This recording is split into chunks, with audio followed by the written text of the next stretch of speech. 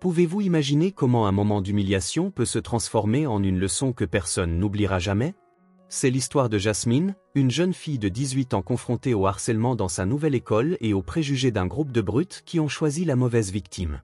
Ce qu'il ne savait pas, c'est que derrière son sourire serein et sa posture discrète se cachait une championne nationale de boxe, prête à donner une leçon qui changerait à jamais la culture de cette école. Préparez-vous à une histoire de courage, de dépassement et de justice qui vous fera reconsidérer le fait de juger les gens sur leur seule apparence. Tout commence quand Jasmine Santos traversa les portes du collège San Francisco ce matin-là, le cœur battant. C'était son premier jour dans la ville et elle savait déjà ce qui l'attendait.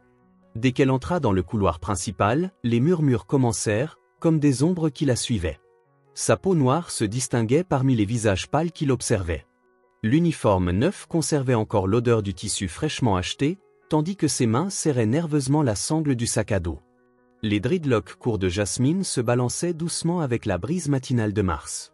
Diana, sa mère, ajusta affectueusement le badge d'identification sur le blazer de sa fille, murmurant des mots réconfortants. Cependant, la sensation d'accueil fut rapidement interrompue. À mesure que Jasmine entra, elle remarqua les regards rapides et discrets des étudiants qui s'agglutinaient près des casiers, comme s'ils attendaient quelque chose ou quelqu'un. Des téléphones portables discrètement pointés enregistraient la présence de la nouvelle, tandis que des ricanements nerveux se mêlaient à des murmures impertinents. Jasmine ne se laissa pas démonter. Jasmine savait ce que les gens pensaient, elle était habituée à être jugée par son apparence, sa différence. Cependant, ce n'était pas cela qui l'inquiétait. Ce qui la dérangeait, ce qui la perturbait réellement, c'était le fait qu'en entrant dans cet endroit, elle savait qu'elle allait être mise dans une boîte dans laquelle elle ne s'intégrait pas. Ce n'était pas seulement la couleur de sa peau ou ses dreadlocks qui la différenciaient, mais la force intérieure qu'elle portait, quelque chose qu'elle savait que les autres ne comprenaient pas. Elle était là, mais personne ne savait de quoi elle était réellement capable. En observant les étudiants, les détails étaient là, nets, dans son esprit. La plupart des élèves semblaient avoir le même profil, visage pâle, vêtements ordinaires identiques. Mais elle, avec son look distinctif, se démarquait de manière évidente. Sa posture imposante et ses dreadlocks courts étaient une déclaration silencieuse qu'elle ne s'intégrerait pas dans cette routine monotone. La coordinatrice, Madame Elena Douaré, accueillit Jasmine avec un sourire sincère. « Bienvenue, Jasmine », dit-elle avec une sérénité qui semblait osciller entre accueil et analyse. « Notre école a des règles et des valeurs, mais ici, tout le monde a le droit de se sentir bien. Je vais vous guider. » Ses yeux expérimentés semblaient percevoir ce que Jasmine ne disait pas, comme si elle savait déjà les difficultés qui l'attendaient. Avant de continuer, elle ajouta « Partagez avec nous d'où vous venez, et si cette histoire vous touche, n'oubliez pas de vous abonner, car demain j'ai préparé quelque chose de vraiment spécial pour vous. » Pendant qu'Elena parlait, Jasmine observait la salle autour d'elle, détectant le sous-texte non dit dans les paroles de la coordinatrice. « Tu es ici, mais tu seras observé. » Mais Jasmine savait comment gérer cela. La curiosité de la coordinatrice semblait sincère, mais aussi stratégique. Après avoir examiné son dossier scolaire, des notes exceptionnelles, notamment en éducation physique et quelques activités parascolaires non spécifiées, elle fit un commentaire qui ne passa pas inaperçu. « Tu as un talent caché, Jasmine, je le ressens. » Dans la salle du premier année B, 30 élèves observaient Jasmine comme si elle était un spectre étrange. L'atmosphère, généralement marquée par une déguisée, fut remplie d'une tension palpable. Le professeur de mathématiques, M. Rodriguez, demanda à Jasmine de se présenter d'une voix ferme. Elle partagea son nom et l'ancienne école, mais omet sa fierté silencieuse, la passion pour la boxe. Elle savait que le jeu commencerait là, et ne voulait pas donner d'armes à ses futurs adversaires. « Jasmine, c'est un plaisir de t'avoir parmi nous, » dit le professeur, apparemment sympathique, mais son regard cherchait quelque chose de plus, une faiblesse peut-être. Elle le sentit. Le groupe de Lucas Montenegro, assis au fond, était loin d'être amical. Leur sourire moqueur était un présage de ce qui allait venir, des défis qu'elle connaissait bien.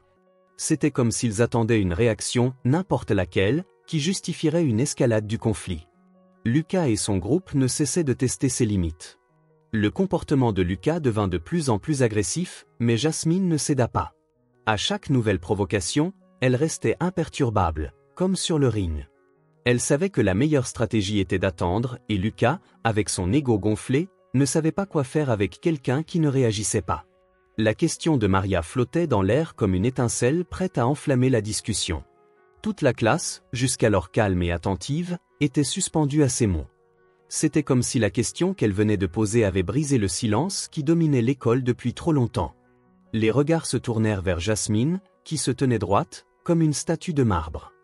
Elle savait que ce moment pourrait marquer un tournant.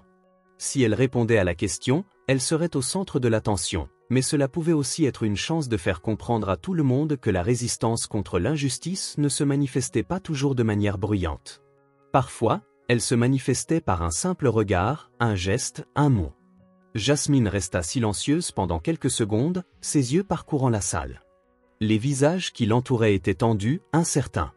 Personne ne savait vraiment comment réagir à une question qui, en surface, semblait si innocente, mais en réalité, elle perçait directement le cœur du problème. Il ne s'agissait pas seulement de la résistance d'une jeune fille contre quelques intimidateurs, mais d'une question bien plus grande, celle de la résistance face à l'injustice systémique qui régnait dans l'école. Quand les gens se révoltent contre l'oppression, que se passe-t-il ? Demanda Maria une nouvelle fois, brisant le silence. Est-ce qu'ils se battent ? Ou est-ce qu'ils montrent simplement qu'ils ne peuvent pas être brisés ? Jasmine, les bras croisés, se tourna lentement vers Maria, la fixant dans les yeux. Puis, sans un mot, elle s'avança vers le tableau et écrivit en lettres grandes et claires, « La résistance ne se mesure pas à la force, mais à la persévérance. » La classe resta figée, étonnée par la sagesse qui se dégageait de cette simple phrase. C'était une leçon de vie, une leçon de patience et de contrôle. Jasmine venait de leur montrer que l'arme la plus puissante contre l'injustice n'était pas la violence, mais l'autodiscipline et la capacité à rester fidèle à ses convictions, même dans les moments les plus sombres. Ce fut à ce moment-là que le professeur d'histoire, M. Ribeiro, intervint pour briser le silence. Il semble que Jasmine ait donné une réponse digne des plus grands leaders de ce monde, dit-il, tout en fixant la classe d'un regard approbateur. La résistance face à l'oppression n'est pas toujours bruyante. Parfois, elle est silencieuse et stratégique. Mais elle peut aussi changer le cours des événements. Les élèves, qui auparavant étaient partagés et incertains, commencèrent à se regarder les uns les autres, leur perception de la situation changeant peu à peu. Ils comprenaient maintenant que l'injustice ne pouvait pas être combattue simplement en réagissant aux provocations, mais qu'elle devait être confrontée d'une manière réfléchie et calculée. C'était là la véritable force de Jasmine. Les jours suivants furent marqués par un changement dans les couloirs. La résistance silencieuse de Jasmine semblait inspirer de plus en plus d'élèves. Certains, comme Maria, avaient trouvé dans son combat une source d'inspiration. D'autres commencèrent à se tenir à ses côtés, offrant leur soutien de manière discrète, mais significative. Les rires de Lucas et de son groupe perdirent peu à peu leur pouvoir. Ils n'étaient plus seuls à dominer la scène de l'école. L'ensemble des élèves commençaient à réaliser que l'injustice, aussi petite soit-elle, avait un prix, et qu'elle ne pouvait pas être ignorée éternellement. Un matin, pendant une pause, un groupe d'élèves se rassembla autour de Jasmine, mais cette fois, il ne s'agissait pas de la ridiculiser. Au contraire, ils voulaient savoir comment elle faisait face à tout cela, ce qui la maintenait ferme malgré les attaques incessantes.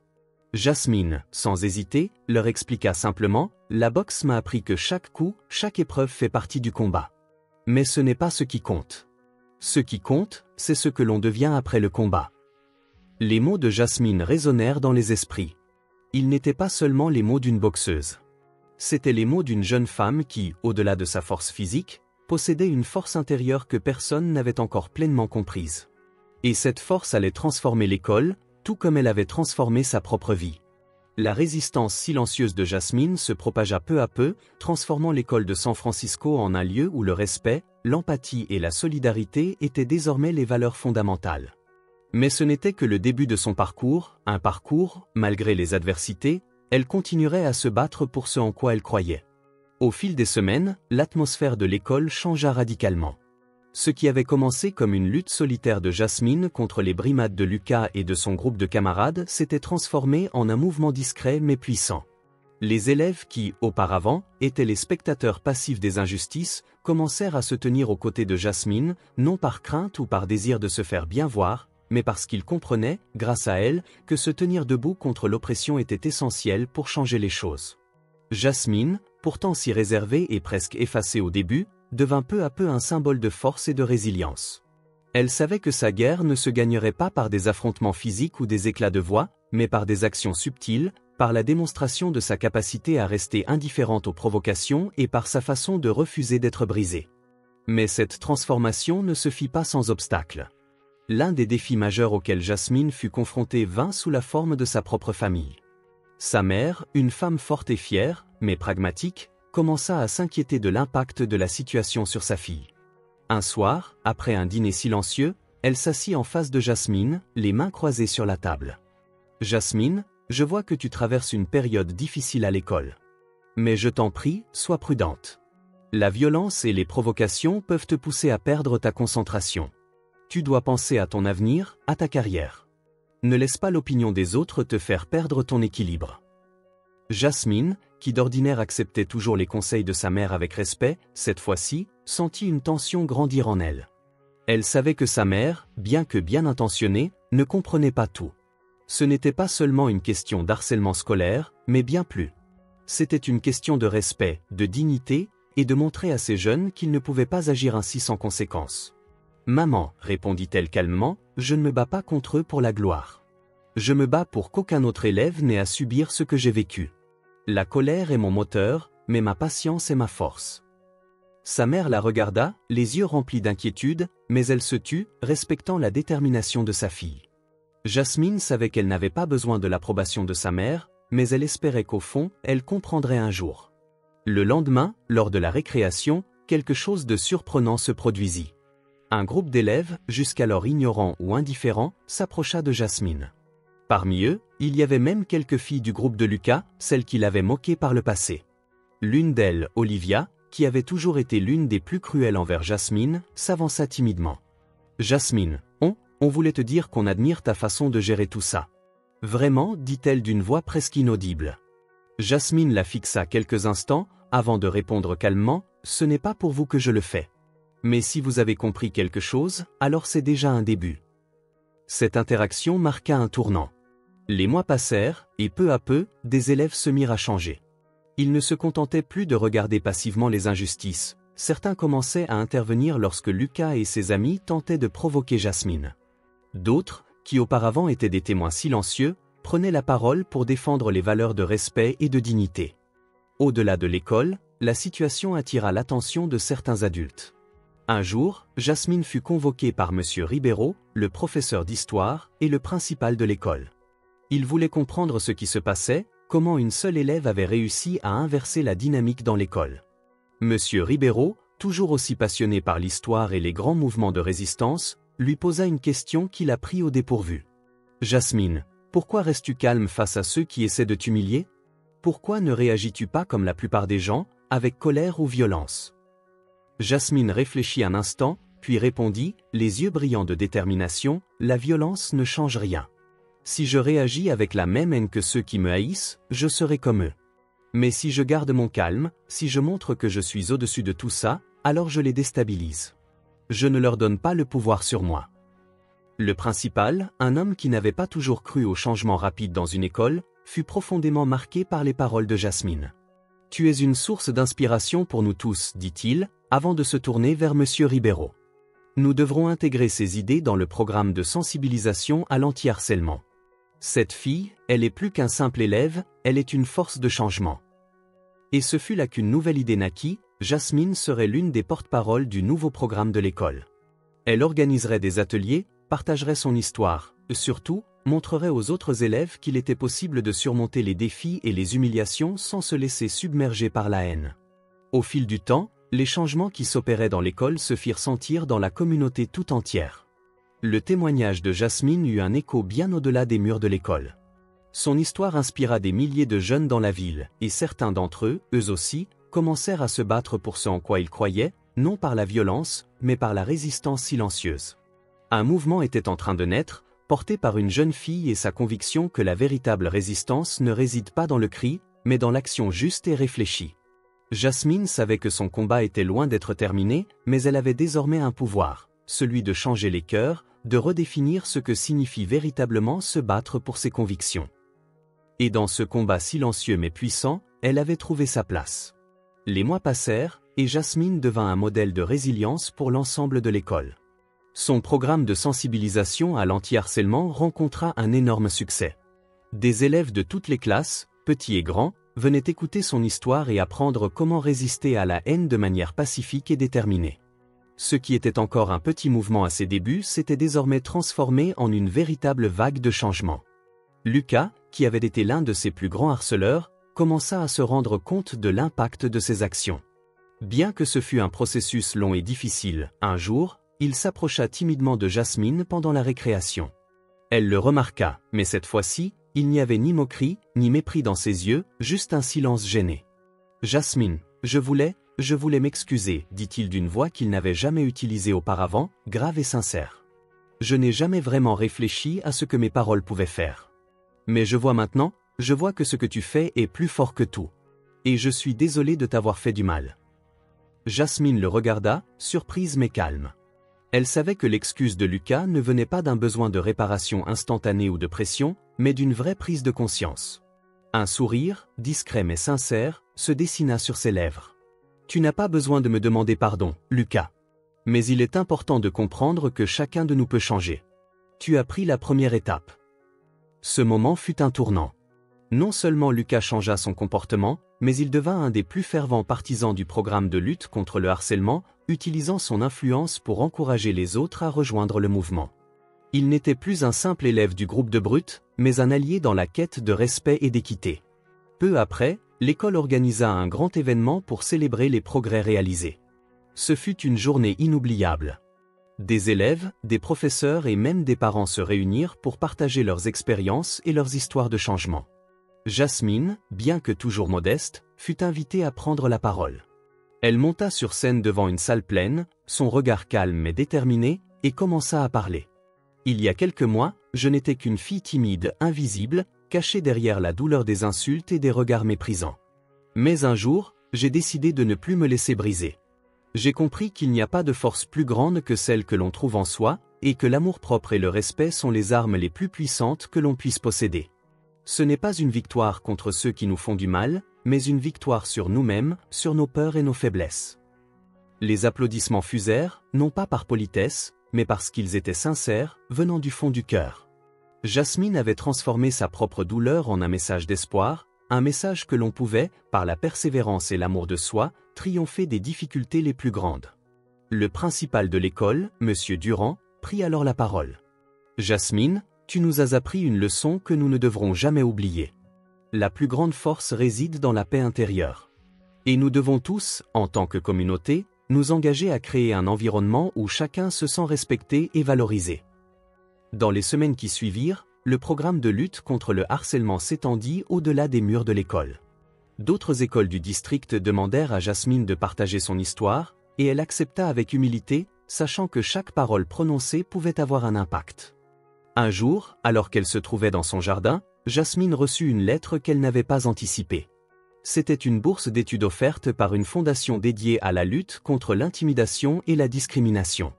Le texte accompagnant la lettre disait « Nous avons été témoins de votre courage et de votre leadership.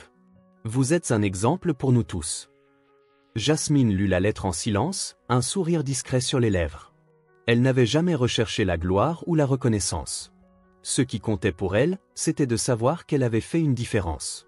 Elle pensa à sa mère, à ses amis, et à tous ceux qui, d'une manière ou d'une autre, avaient cru en elle, même quand elle doutait d'elle-même. Ils avaient tous contribué à ce voyage de transformation qui allait au-delà de sa propre histoire. Le dernier jour de l'année scolaire, un groupe d'élèves, anciens et nouveaux amis de Jasmine, se rassemblèrent dans la cour pour la remercier une dernière fois. Parmi eux, Lucas, un peu plus calme et humble qu'auparavant, lui tendit un petit paquet. « C'est pour toi, dit-il. Parce que tu nous as appris à être meilleurs. » Jasmine ouvrit le paquet, et à l'intérieur, il y avait un livre.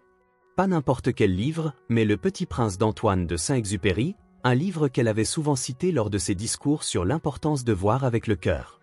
Un petit mot était écrit à l'intérieur, pour celui qui a appris à voir le monde avec les yeux du cœur. Elle ferma le livre, les yeux pleins de larmes. « Merci, murmura-t-elle. » Et ce jour-là, elle sut que sa mission était accomplie. Pas parce qu'elle avait changé le monde, mais parce qu'elle avait changé celui des autres. Elle avait semé les graines du respect et de la bienveillance, et ces graines allaient fleurir, bien au-delà de ce qu'elle avait imaginé. Et dans cette petite école, parmi des élèves et des enseignants unis, Jasmine devint un symbole vivant de ce que signifie vraiment résister, rester fidèle à soi-même et ne jamais céder à la haine. Si ces histoires vous touchent, alors imaginez plonger encore plus profondément dans des récits inspirants et bouleversants. Des histoires vraies, des parcours de vie extraordinaires, des combats contre l'injustice et des triomphes qui défient toutes les attentes.